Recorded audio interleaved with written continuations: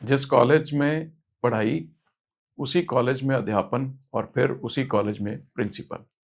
आज हम आपकी मुलाकात कराने जा रहे हैं प्रेस्टिजियस जालंधर के डीएवी कॉलेज के नवनियुक्त प्रिंसिपल डॉक्टर अनूप कुमार वत्स से।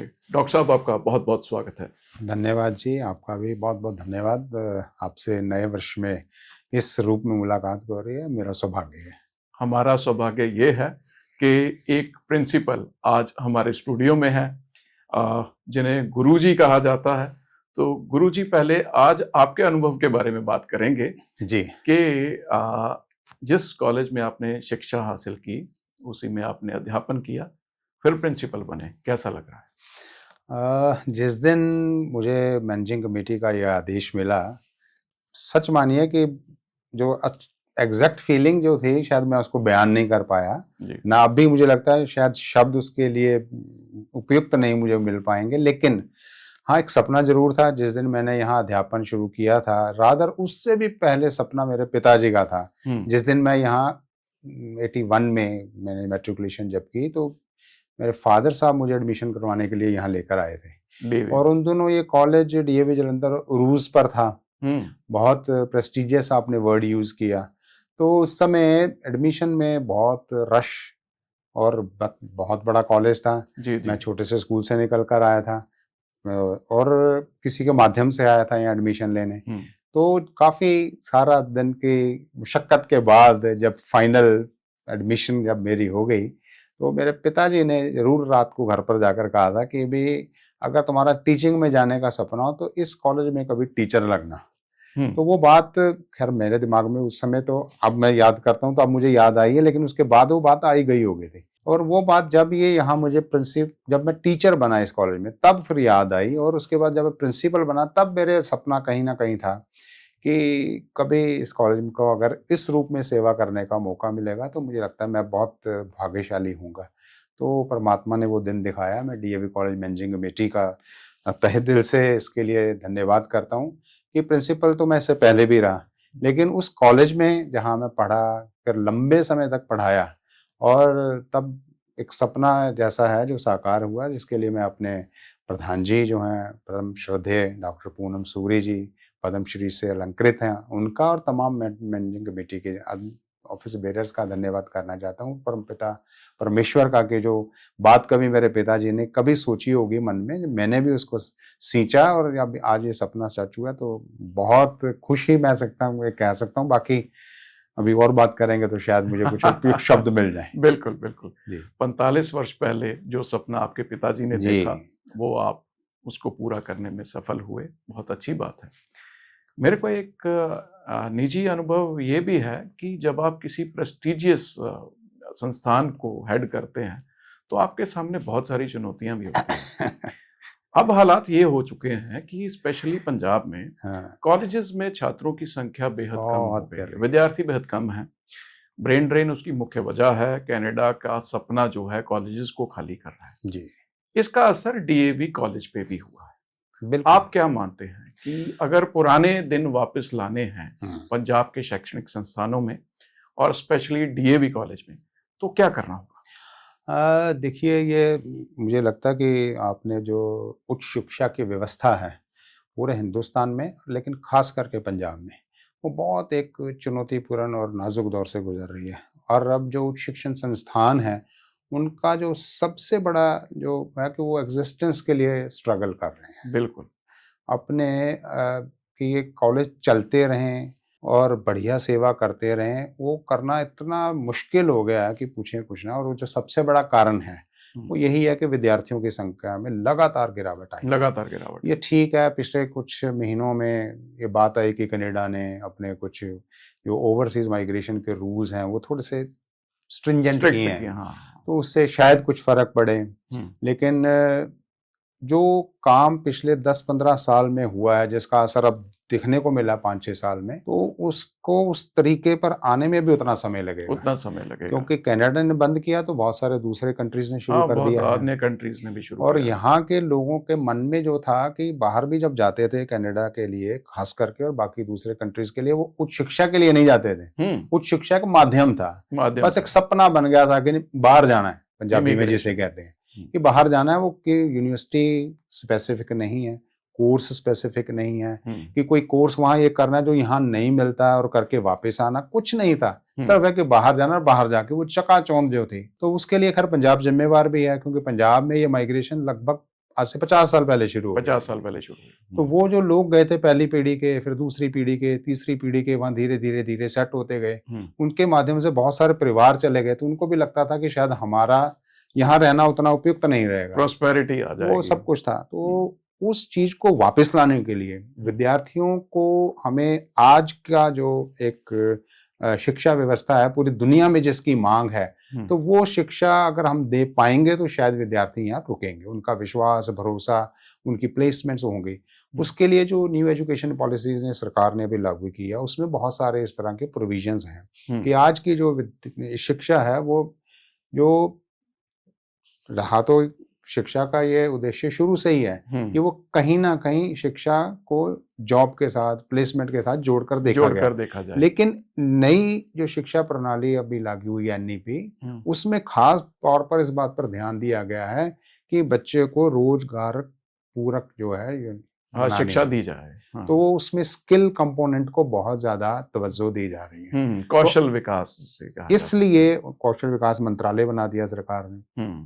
तो आज उच्च शिक्षा को अगर बनाना है, बचाना है, विद्यार्थियों का भरोसा जीतना है, विद्यार्थियों के माँ बाप को लगे कि यस बच्चा पढ़कर वो कहीं ना कहीं अपने पैरों पर खड़ा हो पाएगा, तो उसके लिए स्किल पर हमें काम करने की जरूरत है। कुछ साल पहले कुछ लोगों ने शुरू किया, वो हमसे आगे निकल गए, दूसरी स्टेट्स ने किया, पंजाब ने इस पर बहुत ज्यादा ध्यान नहीं दिया क्योंकि यहाँ तब तक चलता रहा काम। लेकिन आज की डेट में अगर उच्च शिक्षण को बचाना है और उच्च शिक्षण संस्थान को वापस पटरी पर लाना है तो स्किल का कंपोनेंट है, जो रोजगार परक शिक्षा बेहद जरूरी है, वो उस पर केंद्रित करना पड़ेगा ध्यान। इससे पहले डॉक्टर साहब आप डीएवी कॉलेज अजमेर के भी प्रिंसिपल रहे जी, आपका क्या अनुभव है कि पंजाब और राजस्थान की शिक्षा, अगर उसी का ही हम आपस में कंपैरिजन कर ले तो पंजाब कहाँ खड़ा है?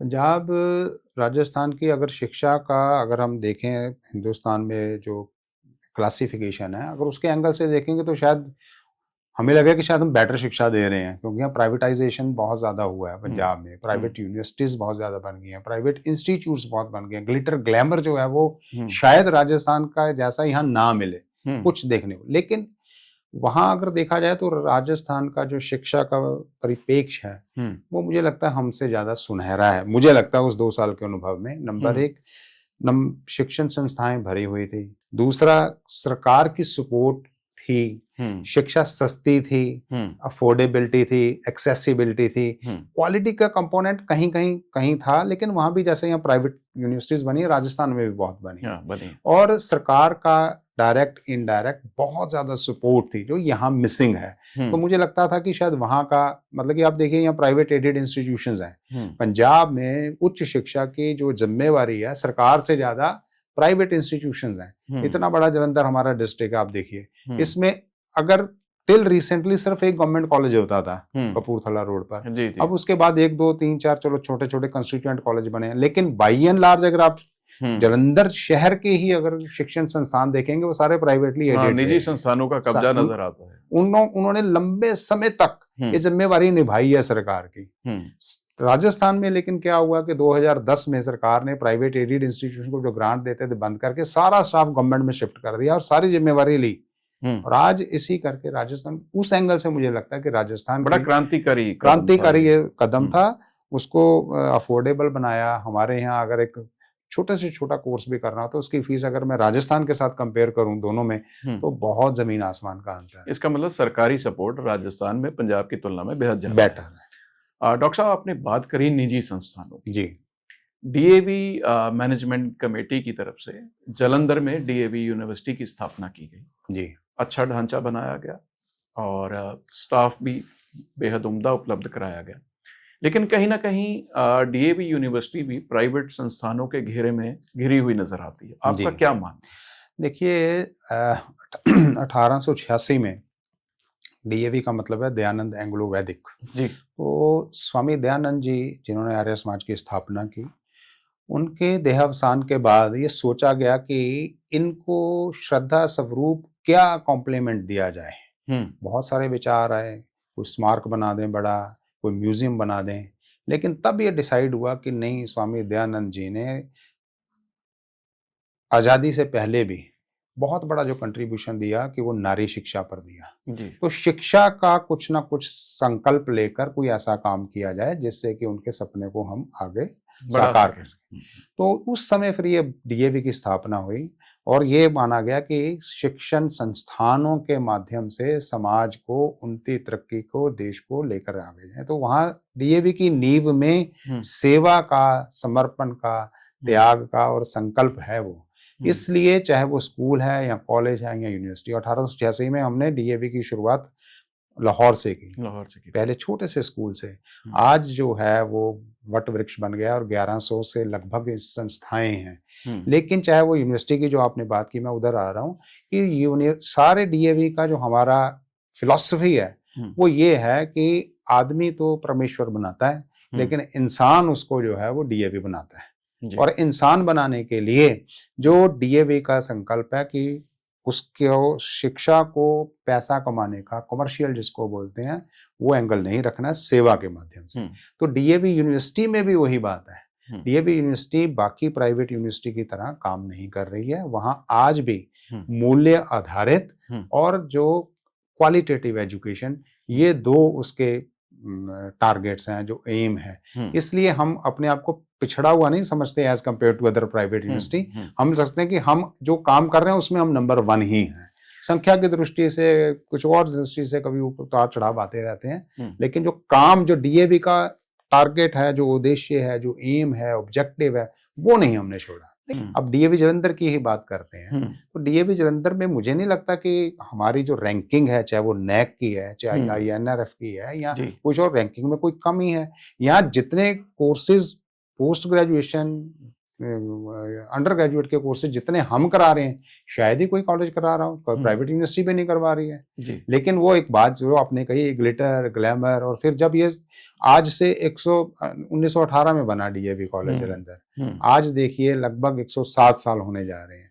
तो डेफिनेटली 107 साल में जो सेवा की है वो इसका एक मॉडल बन चुका है। उस मॉडल से बिल्कुल डेविएट कर कर एक एंटायरली एक 2, 4, 5, 6 साल जो इतिहास है किसी ऑर्गेनाइजेशन का, उस पैटर्न पर बने।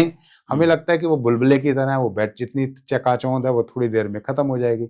ये सर्वाइव करेगा। 107 साल का इतिहास है, कितने अप्स एंड डाउन्स देखे होंगे इसने। बिल्कुल। तो डीएवी का जो काम करने का ढंग अलग है। यही कारण है डीएवी ने प्रधानमंत्री दिए देश को, डीएवी ने राष्ट्रपति दिए, डीएवी ने कितने ही देशों सिंगर दिए, जगजीत सिंह, वो तो अलग बात है। मतलब कि हर फील्ड में चीफ जस्टिस ऑफ इंडिया है वो। मैं अगर डीएवी जालंधर की ही बात करूं, आप जो अपने जगजीत सिंह का है, जो मतलब गजल का पर्याय डीएवी जगजीत सिंह है, वो डीएवी जालंधर का है। पंजाब जालंधर की बात करें, हंसराज हंस की बात है, छैया छैया बॉलीवुड फेम। मतलब कि आप फील्ड करोगे तो मैं चाहे धोनी की बात करो, वो है, शाहरुख खान हमारा स्टूडेंट है। तो डीएवी का कोई मैच नहीं। शाहरुख खान भी डीएवी जालंधर का स्टूडेंट नहीं, डीएवी जालंधर नहीं, ये हंसराज दिल्ली का स्टूडेंट है। अच्छा, हंसराज दिल्ली का स्टूडेंट। तो शाहरुख खान हमारा स्टूडेंट है वो, और बड़े शान से ये बात कहता है। कई बार हमारे प्रोग्राम से हमने बुलाया उसको, धोनी हमारा स्टूडेंट है। Means you name it and we have it. तो ये DAV in itself is a cult, it's a brand. मुझे लगता है इसको बराबरी का कोई हम कोई दर्द कोई और सोच भी नहीं सकते। तो इस प्राचीन इतिहास का आधुनिकता के साथ सुमेल कैसे हो, ये आपके दिमाग में क्या योजना है? देखिए, मुझे, मेरी खुशकिस्मती है कि मैंने अपने डीएवी के ही, मतलब कि मुझे लगता है आशीर्वाद है कि जो इस समय पूरे वर्ल्ड में एजुकेशन का पैराडाइम शिफ्ट हो रहा है, मैं अपना तालमेल उसके साथ रखता हूँ। मैं अभी इससे पहले मान लो नकोदर ही गया, बहुत छोटा सा, डीएवी नकोदर के प्रिंसिपल भी रहे, बहुत छोटा सा है, और वो ऐसी बेल्ट है जिसका नाम नकोदर को कहते हैं डॉलर बेल्ट है। नकोदर के एनआरआई बेस्ड बेल्ट, और सारे बच्चे घर घर से बाहर गए। वहाँ बहुत बड़ा क्राइसिस था। मैंने अभी जो स्किल की बात की, वहां नकोदर में जाकर स्किल डेवलपमेंट सेंटर शुरू कर दिया वहाँ। अच्छा, वहां कहूँगा तो डीएवी जालंधर में अगर कहूँगा तो मुझे लगता है मेरे पास काफी स्कोप है, पोटेंशियल बहुत है काम करने का, क्योंकि मेरे पास बहुत सारे सब्जेक्ट्स हैं जो आज की जरूरत के साथ वो सिंक करते हैं। उनके साथ बनाकर स्किल की जो मिनिस्ट्री है, गवर्नमेंट ऑफ इंडिया के जितने नए प्रोग्राम्स हैं उनको यहाँ लाकर, और इस तरह के बहुत इनोवेटिव प्रोजेक्ट्स मेरे दिमाग में हैं। बच्चों का विश्वास जीतने के लिए, बच्चों को बहुत सारी करियर से रिलेटेड बहुत सारे कंफ्यूजन्स हैं, पीयर प्रेशर के कारण, पेरेंट्स के प्रेशर के कारण बहुत सारी चीजें ऐसी कर देते हैं वो जिनके लिए वो बने नहीं होते हैं।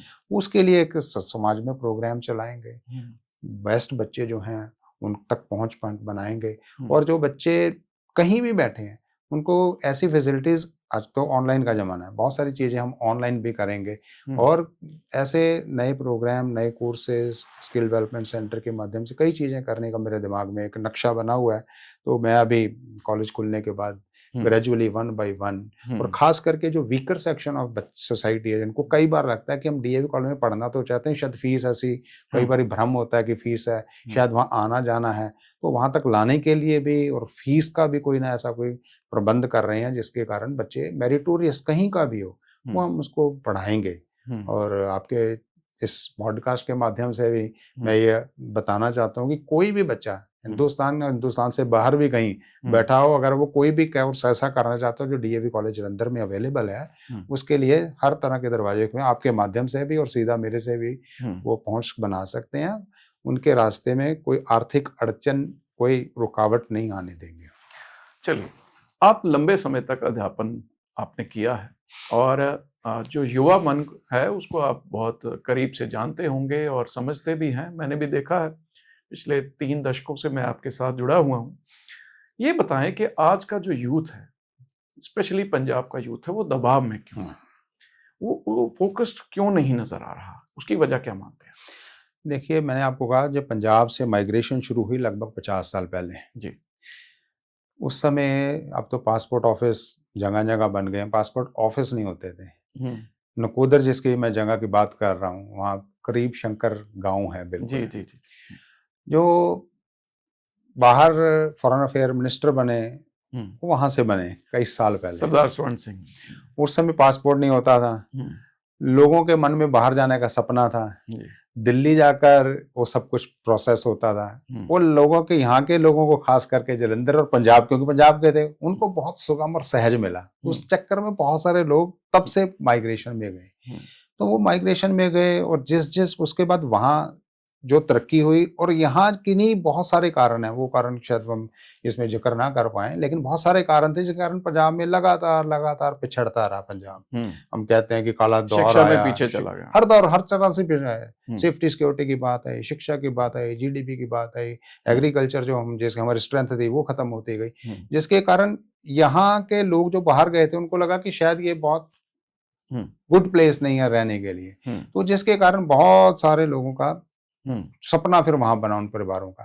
तो जो आपने बात प्रेशर की जगह, वो एक अट्रैक्शन बन गई उनकी वहां जाने की। प्रेशर नहीं था, वो अट्रैक्शन बन गई। जब पूरा का पूरा रिश्तेदारी वहीं है, मान लो अब तो कनाडा की तो बात आज हो रही है, लेकिन इंग्लैंड में साउथ हॉल तो आज से 20 साल पहले था।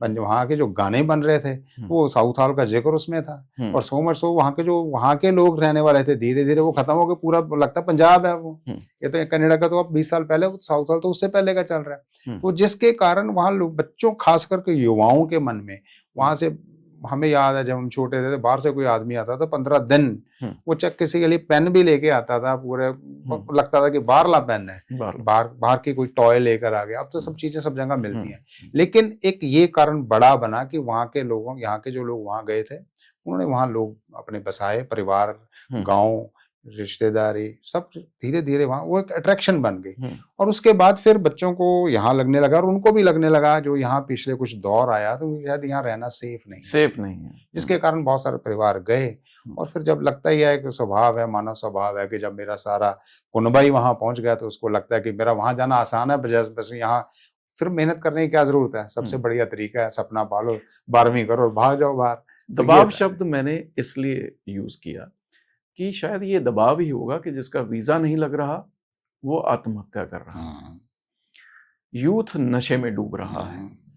और बहुत सारे यूथ जो नशे में हैं, अगर आप उनसे बात करो तो कहीं ना कहीं ये बात पता चलती है कि वो मानसिक दबाव झेल रहे थे। वो पंजाब जिसने फौज के बड़े बड़े जर्नैल पैदा किए, उसी में अब पंजाब की शमूलियत कम ना के बराबर हो गई।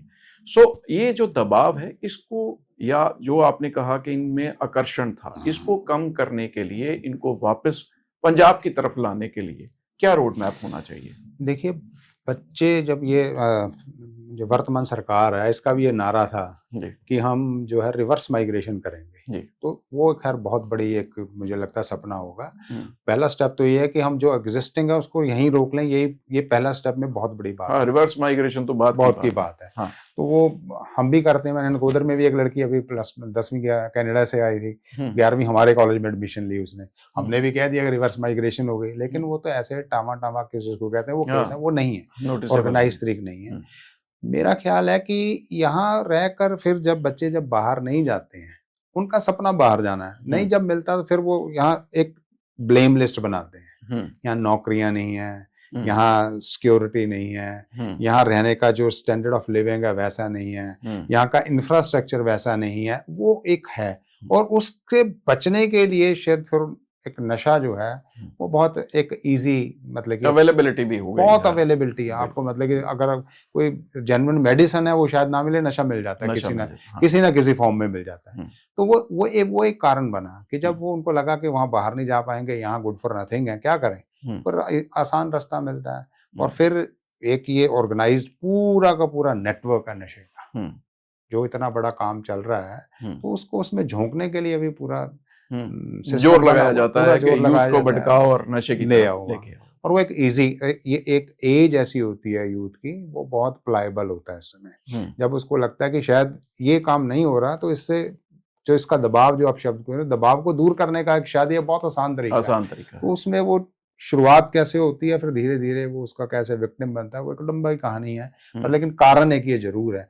लेकिन ये जो मैं पर्सनली मैं इससे कभी मुत्तफिक नहीं रहा कि भाई जॉब्स नहीं है। जॉब्स का आलम ये है कि अगर आपको अपने घर में मेड लगानी हो, आपको कोई प्लम्बर बुलाना हो किसी काम करने के लिए, इलेक्ट्रीशियन नहीं मिलते हैं आपको, लेकिन लोग काम नहीं करना चाहते हैं। हमारे यहाँ की जितनी इंडस्ट्री है, जितनी एग्रीकल्चर है, पंजाबियों पर निर्भर नहीं है। बिल्कुल, वो टोटली हम जानते हैं। तो इस करके अगर वो माइग्रेशन यहाँ ना हो पंजाब में, तो हमारी तो सारी इंडस्ट्री बैठ जाए, सारे एग्रीकल्चर बैठ जाए। डे टू डे जितने जो man power, menial man power है, वो सारी कोई काम नहीं करना चाहते हैं। उससे बचने के लिए नशे के बाद सरकार को कोसना और उसके बाद ये कहना कि अवेलेबिलिटी नहीं है, ये एक है जिसके लिए हालांकि लोग मेरे से सहमत नहीं होते हैं। मतलब विदेश चले जाने का जो आधार बनाया जाता है, उसकी रियलिटी कुछ और आप मानते हैं। चलिए, स्टूडेंट्स की बात हो गई, कोर्सेज की बात हो गई, अब हम कुछ बात अध्यापकों की भी कर लेते हैं। जी, लंबे समय तक यूनियंस रही हैं, आप भी उनके हिस्सा रहे हैं। क्या मानते हैं, पंजाब में जो अध्यापक हैं, उनकी मांगें लगातार चलती आ रही हैं। मैं तो पिछले 30 साल से देख रहा हूं कि उनकी मांगें पूरी नहीं हो रही। पहली बात यह है कि मांगें जायज हैं या नाजायज। दूसरी बात, अगर पूरी होती हैं तो हमारे जो शैक्षणिक ढांचा उस पर क्या असर आता है? देखिए, चाहे वो शिक्षक है या कोई भी किसी तरह का कर्मचारी है, जो उसकी मांग होगी वो वर्तमान समय के अनुकूल ही होगी, उसमें कोई दो राय नहीं है। क्योंकि वो सरकार तय करती है कि मांग कर्मचारी की जो है वो जहां तक जायज है उसको देनी है, नहीं देनी है। तो अगर वो सरकार समझती है कि इस कर्मचारी को, अगर शिक्षण की आप बात कर रहे हैं कि 6वां पे स्केल लगाना है, 7वां पे स्केल लगाना है, और अगर लगता है और सरकार फिर नहीं देती है, और फिर शिक्षण जो संस्थाएं हमारी ये जो यूनियंस है वो मुजाहरा करती हैं, वो कहीं ना कहीं किसी हद तक जायज है, इसमें कोई दो राय नहीं है। क्योंकि सरकार एक निश्चित डिसीजन लेती है, 6th पे के बाद 7th पे लगना है, 10 साल के बाद है, एक नेचुरल प्रैक्टिस है। पूरे देश में लग गया, पंजाब क्यों पीछे रह गया? फिर पंजाब ने 5 साल बाद डिसीजन ले लिया, डिसीजन लेने के बाद इंप्लीमेंट क्यों नहीं हो रहा? पूरे देश के शिक्षकों को पेंशन मिल रही है, जो कॉलेज टीचर्स हैं एडिड स्कीम में, पंजाब ही इकलौता स्टेट क्यों रह गया? वो मांग जायज है। और पंजाब ने जब आज से कुछ साल पहले पेंशन की मांग को मान भी लिया, एक्ट भी बन गया, साइन भी हो गए, तब भी, और उसको रेट्रोस्पेक्टिवली रिवाइज कर दिया, तो वो अगर मांग देखें तो वो भी जायज है। जहां तक मांगों का तो मुझे लगता है ये है। हाँ, लेकिन ये जरूर है कि मांग अगर आप करते हैं किसी काम के लिए, उसका जो दूसरा रुख है, जो आपकी ड्यूटी है, वो भी, उसमें भी कोई कमी नहीं होनी चाहिए। जिसके कारण कई बार टीचिंग यूनियन की खास करके जो मांगे होती हैं उसके ऊपर कई लोग सवाल उठाते हैं, समाज के कई लोग कि जो दूसरे कर्मचारी हैं उनका मांग मनवाने का ढंग और टीचर्स की जो यूनियन है उनके मांग मनवाने के ढंग में कुछ तो अंतर होना चाहिए ना। तो वो उस पर सवाल उठ सकता है, वो कई बार वो हाँ, सवाल जायज हो सकते हैं, लेकिन नैतिकता का पाठ पढ़ाने वाले नैतिकता से पीछे नहीं हट सकते। वो कह रहा हूँ, वो सवाल उठ सकता है हाँ, कि वो किस लेवल का डेमोन्स्ट्रेशन करेंगे। तो लेकिन ये जहां तक मांगों का सवाल है, मांगे जायज है मुझे लगता है। अगर कोई आदमी काम करता है तो उसकी मांगे जो हैं, उसके जो वेजेस हैं वो मिलने चाहिए, उसके ड्यू राइट्स मिलने चाहिए। हाँ, उसका तो राइडर लगाएं, आप उनसे काम करवाएं और उनको कहें कि भी जो आपकी मांग है उसका जो ड्यूटी है वो भी तो है ना। सप्लाई डिमांड है, राइट्स और ड्यूटी है, दोनों एक ही चीज के दोनों पहलू हैं। तो ये जरूर है, मांगे जायज है। मांगे जायज है। जहां तक ये उनके वेजेस की बात है, पेंशन की बात है, ये मांगे जायज है और उनको पूरा करना चाहिए। कॉन्ट्रेक्चुअल ढांचे के बारे में आपका क्या मानना है, ये ठीक? नहीं, मुझे लगता है ये खास करके शिक्षा में ये सिस्टम ठीक नहीं है, क्योंकि शिक्षा जो है एक ऑनगोइंग प्रोसेस है, निरंतर प्रोसेस है। शिक्षण संस्थान जो है, आपने भी बात जो प्राइवेटाइजेशन की बात की कि चकाचौंध है, उस बिल्डिंग के कारण नहीं जाने जाते हैं, उस बिल्डिंग में पढ़ाने वाले जो ह्यूमन एलिमेंट है उसके कारण जाने जाते हैं। आज डीएवी जलंधर की बार बार बात हो रही है, क्योंकि मैंने अभी ज्वाइन किया। आज भी कहते हैं बैल साहब का कॉलेज है, हालांकि वो 50 साल हो गए उनको गए हुए। आज भी बात की जाती है कि फलां डिपार्टमेंट में फलां टीचर का नाम आज भी लिया जाता है। तो ये जो कॉन्ट्रेक्चुअल सिस्टम है, उससे जो एक कॉन्ट्रैक्ट पर आदमी आता है, 3 साल का कॉन्ट्रैक्ट है, 2 साल का कॉन्ट्रैक्ट है, वो सेंस ऑफ बिलोंगिंग डेवलप नहीं होती है, नहीं होती। फिर एक बच्चा मेरे कॉलेज में, मान लीजिए जो एक सिस्टम है कि अगर वो BA1 में आता है, 3 साल और 2 साल 5 साल वो PG करता है, किसी भी BSc में आता है, किसी भी स्ट्रीम में 5 साल अगर रहना और 5 साल में वो 5 टीचर बदल जाए, तो वो एक बॉन्डिंग नहीं बनती है, उस टीचर की उस संस्थान से बॉन्डिंग नहीं बनती है। और ये तो एजुकेशन का सिस्टम बाकी दूसरे कर्मचारियों की तरह नहीं है, ये मैकेनिकल नहीं है, ठेके पर अध्यापन ठीक नहीं है, क्योंकि ये ठेका पर, मान लीजिए आपने 1000 शूज बनाने हैं, वो ठेके के लिए आप 10 कंपनियां खड़ी कर देंगे, लेकिन 1000 विद्यार्थियों को पढ़ाना है तो ठेके पर वाला काम जस्ट वहां नहीं चलेगा। तो मुझे लगता है कॉन्ट्रेक्चुअल सिस्टम कोई बहुत ठीक नहीं है, खास करके शिक्षा के संदर्भ में। ठीक है। आजकल चुनाव बहुत होते हैं, एवरेज निकाल ली जाए तो हर साल में 1-2 चुनाव हो जाते हैं, और उसमें जहां स्कूलों का स्टाफ बुलाया जाता है, स्कूलों के अध्यापक बुलाए जाते हैं, वहीं कॉलेजेस के प्रोफेसर्स को भी उस ड्यूटी पे लगा लिया जाता है। इसके अलावा भी अन्य कई ड्यूटीज करनी पड़ती हैं। मैं बहुत बार ये सवाल उठा चुका हूँ, आपसे भी ज़रूर पूछूंगा, क्योंकि आपने ज़मीनी स्तर से उठकर एक प्रेस्टिजियस संस्थान के आप प्रिंसिपल बने हैं, 2 कॉलेजेस के आप पहले रह चुके हैं। आप क्या मानते हैं, जो शिक्षाविद हैं उनसे ये काम कराना कहाँ तक वाजिब है? मुझे लगता है कि ये जो चुनावी ड्यूटी पर शिक्षाविदों को लगाना, ये कोई अच्छा काम नहीं है, चाहे वो स्कूल का टीचर है चाहे कॉलेज का टीचर है। इसके लिए एक डेडिकेटेड डिपार्टमेंट होना चाहिए, क्योंकि ये मुझे लगता है शायद इसमें से बात निकल रही है 1 नेशन 1 इलेक्शन वाली बात है। ये जो आपने कहा हर महीने चुनाव हो रहा है, कोई ना, एक खत्म हुआ दूसरा खत्म हुआ, तो वो मुझे लगता है कि ये ठीक नहीं है, ये उपयुक्त नहीं है। जो शिक्षक है उसका बेसिक काम मानव निर्माण करना है, उसने देश को आगे लेके जाना है इस तरह के रास्ते को अडॉप्ट करते हुए। अगर वो अपना ये प्रमुख काम छोड़कर और हर दूसरे दिन इस तरह के काम में लगा रहेगा, तो वो जस्टिस ना वहां कर पाएगा ना वहां कर पाएगा। तो इस करके मुझे लगता है चुनावी ड्यूटी से, और हमने इस बात को टीचर्स यूनियन के माध्यम से समय समय पर उठाया है, बहुत बारी सरकारों ने कहा कि नहीं, टीचर का काम क्लास में ही होगा, लेकिन अभी तक पंजाब में खास करके ये काम लगातार बढ़ता ही जा रहा है, कम नहीं हो रहा है। राजस्थान में भी ऐसा कोई सिस्टम है? वहां नहीं मैंने देखा, जितने 2 साल के स्टे में देखा, ऐसा नहीं लगा ड्यूटी, वहां चुनावी ड्यूटी नहीं लगी। बहुत सारे स्टेट्स में है, हम कोर्ट में भी गए इस चक्कर में, लेकिन कोर्ट में भी हम मींस टीचर्स यूनियन के माध्यम से भी गए, लेकिन वहां भी बात बन नहीं पाई पंजाब के संदर्भ में। और मेरा मानना है कि ये अगर अध्यापक पूर्ण रूप से, क्योंकि ये काम अध्यापक का 4 घंटे 6 घंटे 7 घंटे का काम नहीं है जितनी देर स्कूल कॉलेज में रहता है। टीचर अगर क्लास में खड़ा होकर सेम सब्जेक्ट को 20 साल पढ़ाता है, तो उसका मतलब ये नहीं है कि वो काम नहीं करता। वो उतना ही काम, जितना काम कॉलेज में करता है, स्कूल में करता है, उसको घर पर भी उतना ही काम करता है। उसके साथ रिसर्च की भी जिम्मेवारी है। तो इस करके मुझे लगता है कि वो काम ये सोचा जाए कि 2-3 बजे फ्री हो जाते हैं उसके बाद कर सकते हैं, ऐसा नहीं है।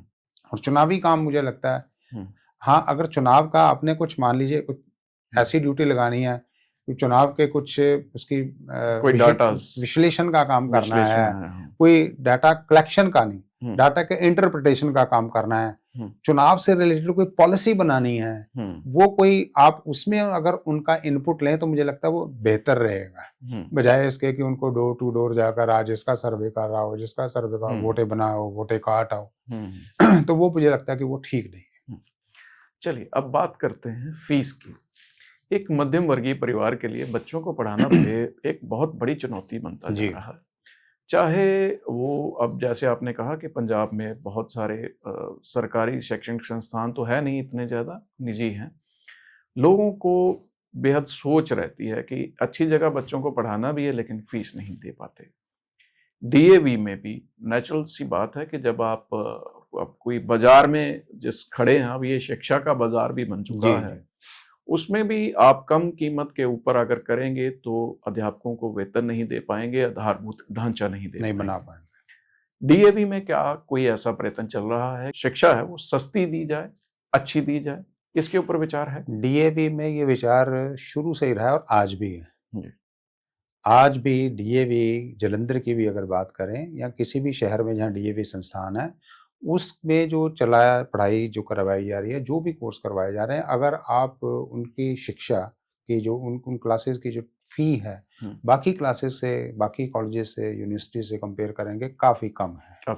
उसके अलावा भी डीएवी का अपना भी मानना है, हम अपने स्तर पर भी अपने एलुमनाई के माध्यम से और बहुत सारे समाज के ऐसे लोग हैं जिनका डीएवी में भरोसा है, वो अपने पूर्वजों के नाम पर अपने कोई CSR जो कॉर्पोरेट सोशल रिस्पॉन्सिबिलिटी, वो प्रोजेक्ट के माध्यम से वो भी अगर स्कॉलरशिप वगैरह देना चाहते हैं, वो डीएवी प्रेफरेंस उनकी लिस्ट में नंबर 1 होता है। तो ये सारे प्रयास हम मिलकर करते हैं और उनके माध्यम से जो जरूरतमंद लोग हैं उन तक पहुंचाने की कोशिश करते हैं। मैंने अभी उधर एक नया एक्सपेरिमेंट किया, SSY